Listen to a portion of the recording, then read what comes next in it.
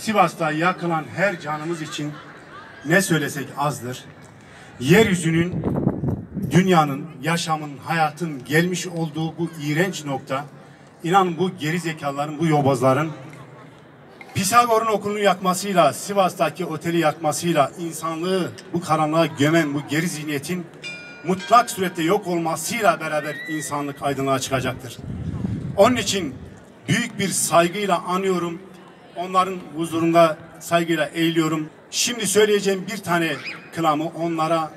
armağan ediyorum. Büyük saygı ve minnetle anıyorum. Nesimi'den, Hasret'e, Akarsu'dan, Asım Bezirci'ye kadar.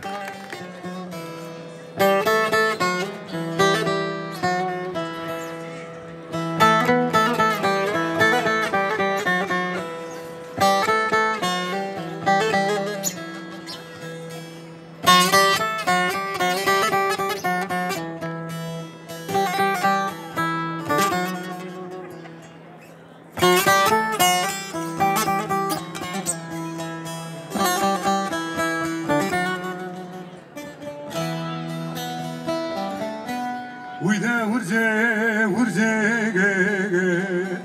Heyder'e sodur o Uyda vurze vurze ge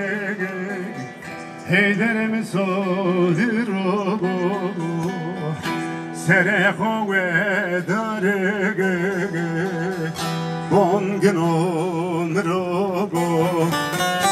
Sereho ve dare ge Bongin onro Uyda meke ge Lao zalmo meke ge Uyda meke ge Lao zalmo meke ge Heyder'im seni ko Gemisi Heyder'im mebe Heyder'im seni ko Gemisi Heyder'im mebe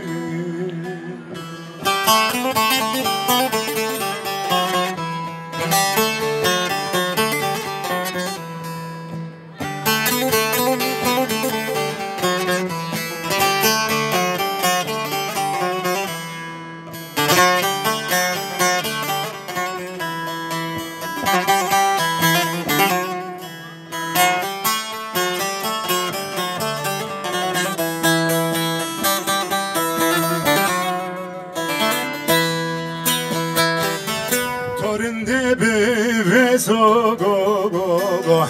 Hegay bon rajere ge Torinde beve so go Hegay bon rajere ge Nasivas ratela mo go Gero ge cinaza brayem biro İstanbul ratela mo go Gero ge cinaza brayem biro Üde meke ge Lazan mo meke ge Uyda meke ge Lazan mo meke ge Heyder'im seni ko Gemsi Heyder'im mebe Heyder'im seni ko Gemisi Heyder'im mebe Heyder vano daye ge Zaro zalim ramnete meke ge Heyder vano daye ge Zorom minete meke ge Okhora zalim o Zalim ramnete meke ge Okhora hain o Zalim remnete meke